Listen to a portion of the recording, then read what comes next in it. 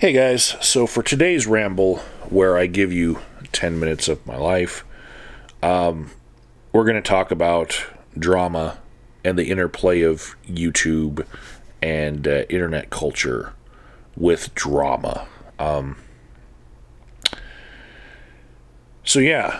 don't think you can live your life without drama, and you can't really hold the attention of people here on YouTube without a modicum of drama. And drama takes many different forms, but it's not synonymous with interesting, but it really helps something become interesting. But there's real life drama, there's internet drama, and I like to prioritize my real life drama over internet drama. It's not like I'm going to postpone going to the bowling alley with friends if WWE Raw is going to be on and I don't have a DVR. I'm going to go out and hang out with friends and then just find out what happened later. Real life trumps internet in my life. Wasn't always that way, and I don't mean to shade people who do have nothing else to do because they are living their best life, because for whatever reason they can't get out of the house, and the best life they can live is podcasting, YouTubing, hanging out in Skype all day, hanging out in Google Hangouts all day with other people. If that's the best you can live your life, more power to you. I've just found that I have a better life beyond that.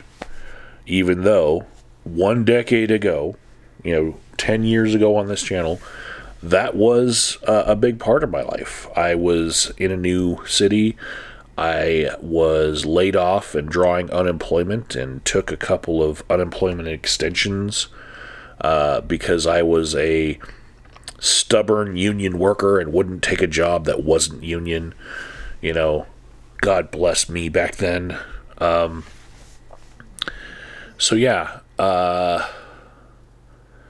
get it. You can get into a phase in your life where the internet is everything. And internet drama is amplified in your mind to where it is really, really important. But as I'm about to demonstrate, I'm not there. So on Monday, I got a message from Phantom Lion on Skype. Now, those of you who remember the name Phantom Lion from just watching my channel, you're like, wow, that's a blast from the past. Yeah, it was. Previously, he hadn't talked to me in over a year with any messages. But anyways, he left a message for me saying, Michael, answer me, damn it. It's urgent. Then left 2 voicemails and then says, dude, pick the fuck up. If you're in a call, add me. Now, at that moment, I'm feeling that's a really foreign feeling. Like, for him to assume that the reason why I can't pick up the phone right now is because I'm in a group call with some other people that I could add him to, like on Skype or Google Hangouts. I'm like, that's not me anymore. That's me from years ago. And this goes along with the whole phenomenon of not being able to change what your YouTube channel is about because people come to expect a certain type of content from you. And when you try to transition from it, your views will plummet because you are not giving people what they expect and what they subscribe to you for. I am going through that right now. My views are, in the shitter because I put out what I want to put out, not what people subscribe to me for. Back in the day, when a certain type of internet drama was my channel. So the 2 voicemails. I'll play them for you. They're kind of hilarious. Here we go. Pick up the fucking call, Michael. This is urgent. That was the first one. And here's the second one. Michael, pick up the cocksucking phone. Now. In his, growly Batman-esque voice, he's really wanting to get a hold of me, and I messaged back that I was dealing with some real life issues, and that I'll get back to him when I had the opportunity. A couple hours later, I take a call from him, and it was all internet drama. Somebody that we knew in the past to be a horrible person was being a horrible person. Not at all out of character for who we knew him to be. That person, by the way, another blast from the past, Ashes the Raven, popped up again and sent some mean messages to people, saying some outlandish shit just to get a rise out of people. And that was totally him back in the day. Nothing has changed. He just showed up again, doing the same thing. And I don't know what Phantom Lion really wants me to do, but he thinks that I can do something, and he wants me to track this guy down in Las Vegas. I was like, Vegas? Last I heard, he was in a completely other place. And what is the Phantom Lion going to do when he doesn't live anywhere near Vegas? And I'm like, this is not an urgent matter, this is you catastrophizing and making it a big matter to you, but seriously, just let it go, shitheads are going to be shitheads. Sideshow Bob can go suck a dick again, but, I'm not taking extra time out of my day to piss on him if he's on fire. I've got better things to do in my life. And that was my Monday night drama pill that was bitter and I had to swallow. But a bit funnier one that I guess it's sticking with me a little bit more came from Nick Bravo, who has been menaced in his new living situation by trolls who, even if he stays off the internet for a good period of months, they keep on keeping on.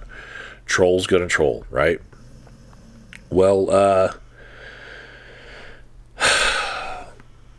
he started getting parcels in the mail that were being filtered through Walmart, as the middleman. And so the last parcel that he got was actually a can of cat food, which I think is an insult to him based on the time that he spent living with Happy Cabby. But it was ordered through Walmart and sent to him. And, I led him through various tips to calling Walmart directly to find out who the sender was. And after finding that out,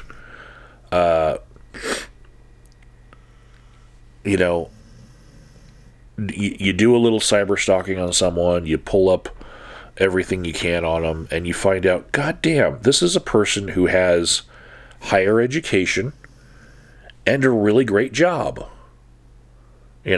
Why is this person wasting their time on internet drama?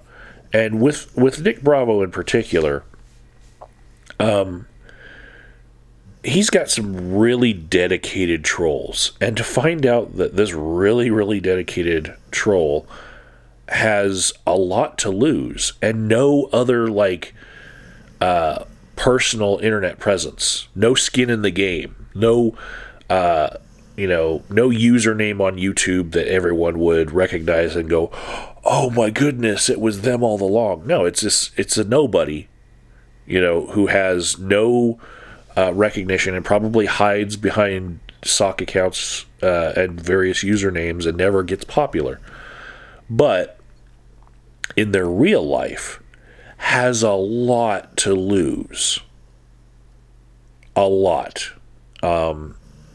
And to see how, like, the very obvious step when the trolling gets that bad that somebody's sending unsolicited things to your house, the next step is to inform the authorities that you know who's doing it, and to think that this person might have their employer notified, like, hey, the IP address that he's using to make these orders is actually, he's doing it while he's at your place of employment. And Walmart will be giving you all of this information because they track it with every order. And this is the card that he used, and we know that it's him, and he did it from work. And he's harassing someone who is disabled, across the country, for what? The lulz, and to think that somebody would risk a career built on higher education, where their job is in the same field that their education is in, and you can tell it's career level. We're talking,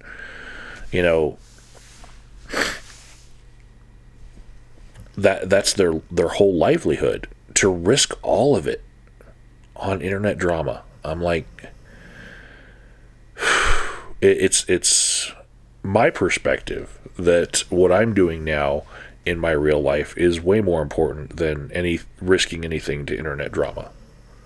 And when people bring the drama to me, I'm very quickly, filtering it as to, like, does this actually have to do with your real life, or is this just still on the internet and something that you can just ignore?